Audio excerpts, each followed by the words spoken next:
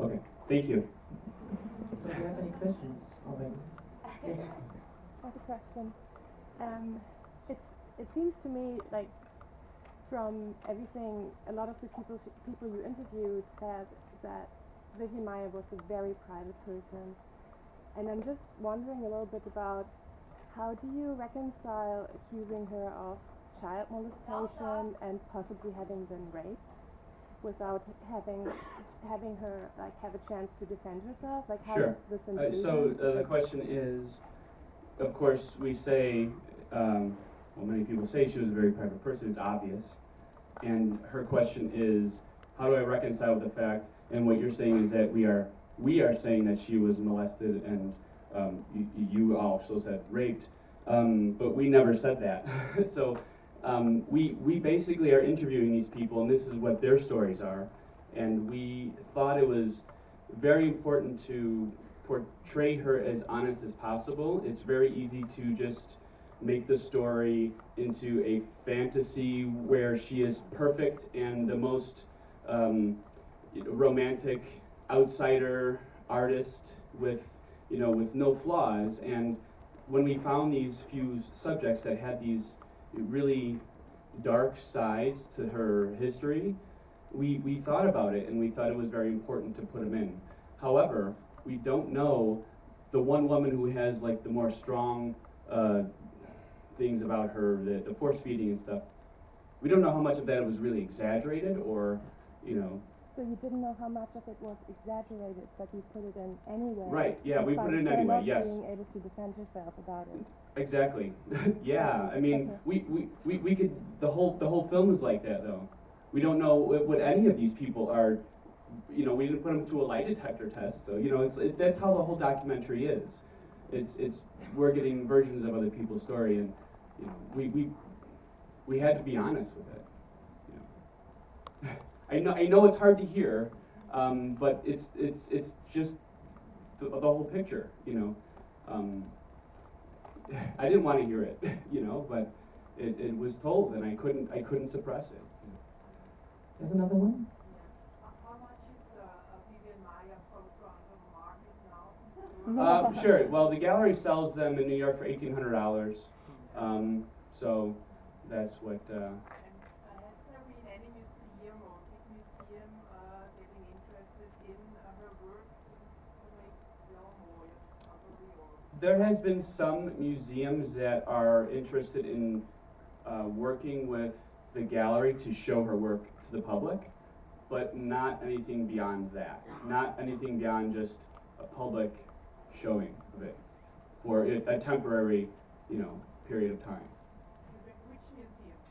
Okay, so there was the Jeu de Paume did one with one of their locations, not in Paris, but I think it was like 20 miles outside of Paris or something like that.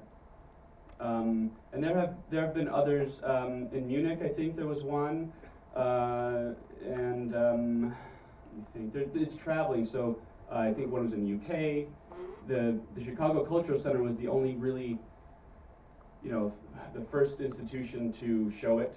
So I guess that would be in the same vein, of a public show with an institution. But I had to pay for all that and frame it and everything. Nothing has come forward to acquire it or with anything larger. And there was another one. The photos seem to stop at some point in the movie. When did Vivian Müller stop to make photos? Did she? Or did she? The photos. She stopped making photos probably around 2006, and I have rolls of film that are dated up to 1999. But I don't think she was taking much, doing much photography later in that time. It is maybe when I talked to the camera shop that she visited in Chicago, they were just basically saying she would come in once in a while, just buy one roll of film, and that's not like her past work. It's very, very, very seldom. What else did you find on the tapes that you mentioned in the movie?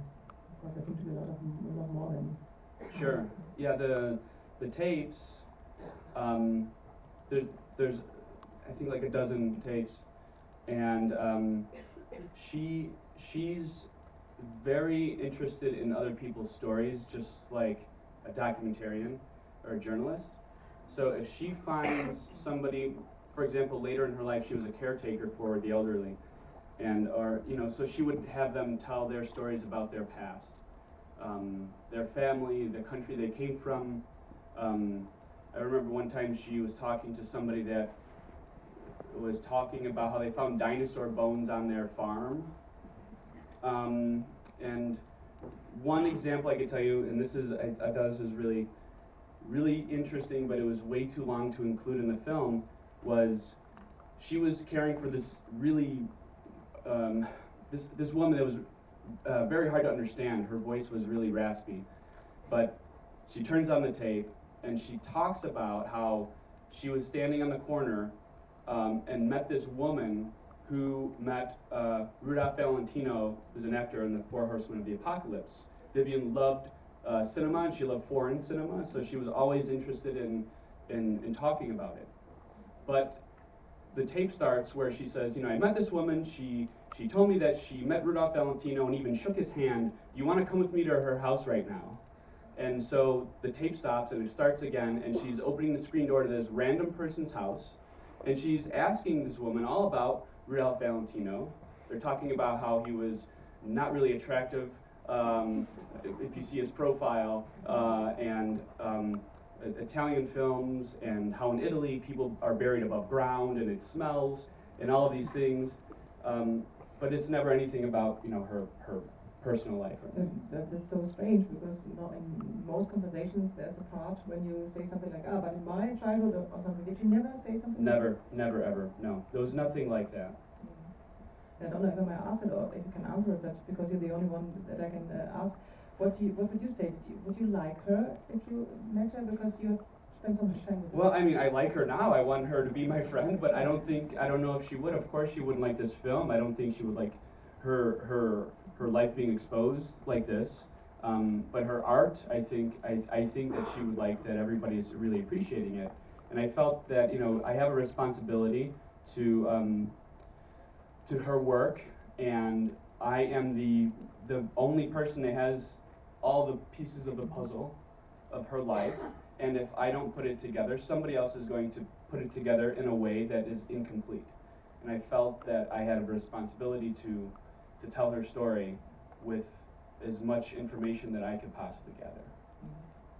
That was another question. Can you just say something about your own background? I mean, you obviously stumbled on these negatives, but were somehow prepared to do something with it. I saw that you were a DP, clearly. Sure. My background, I have a very eclectic background. I don't really know. There's nothing really, consistent with it. So I grew up in resale, as I said in the film. I grew up in a very working class part of Chicago. We did flea markets and stuff. And then I got into real estate for 5 years. I became a real estate agent. And then I decided to write a history book on my neighborhood.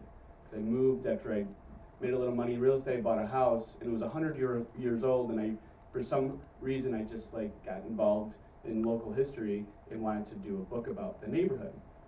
And that's what sparked me to buy that box, because I needed photos. I wasn't a cinematographer, and I was not a photographer at all. Vivian's photos at first did not make me have a eureka moment.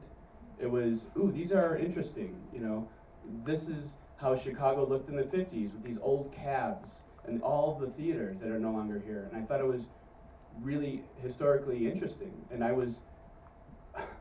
got into photography because of her, and because of me getting into photography.